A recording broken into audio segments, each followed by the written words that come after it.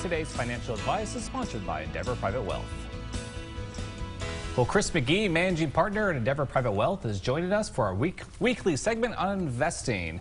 Chris, good morning. I hope your Christmas was everything you wanted it to be. It was great. Thanks.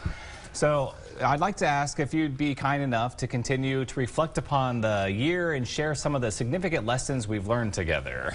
Yeah, throughout the year, we've discussed risk in 3 specific categories: portfolio risk, behavioral risk, and non-portfolio risk.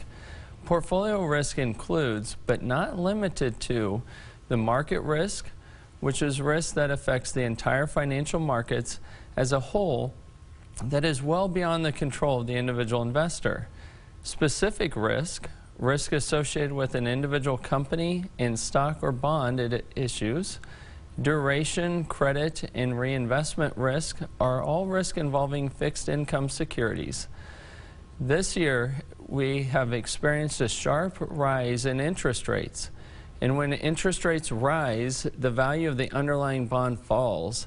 And that's why our balanced portfolios, which have significant allocations to bonds, suffered losses this year as equities and bonds both fell in value. Understanding and managing these types of risks in portfolios is a major focus of investment management. However, comprehensive wealth management requires us to pay attention to issues beyond the traditional asset management. And last week we talked about behavioral risk, but I recall a number of programs about non-portfolio risk which have very little to do with the economy and investment markets. They are very personal risks related to longevity, disability, and health and long-term care. For most people, the probability of suffering a near-term loss caused by one of these risks is very low, and therein lies the reason you suggest that people don't pay them enough attention. Do I have that right? Yes, you've summarized it very well. And there's one other problem with these risks, and that's associated with some unpleasant, painful subjects, sad and even tragic situations, which are more reasonable or more reasons why people don't like to think about them. But they're not good reasons to ignore them.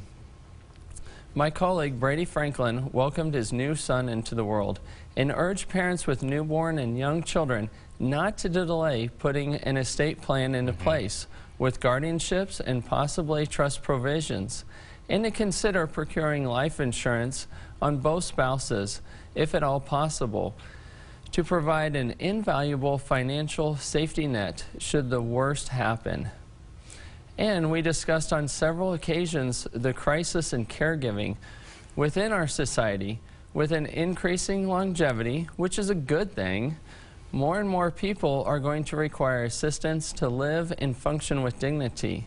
And I've never met a client who has told me that they want to be a burden to their spouse or child as they age, and I don't think I ever will. And so you're finding that people are more receptive to considering long-term care insurance? Yes, I'd say they're more receptive to having a conversation and to taking control of the planning process before the circumstances are taken out of their hands.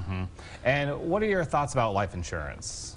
I think life insurance is only important if you love and care about someone, and if you want to make their financial path in this world just a little bit more smoother and alleviate some of the emotional and physical considerations as well.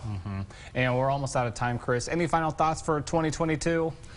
This is a special time of year filled with joy and hope.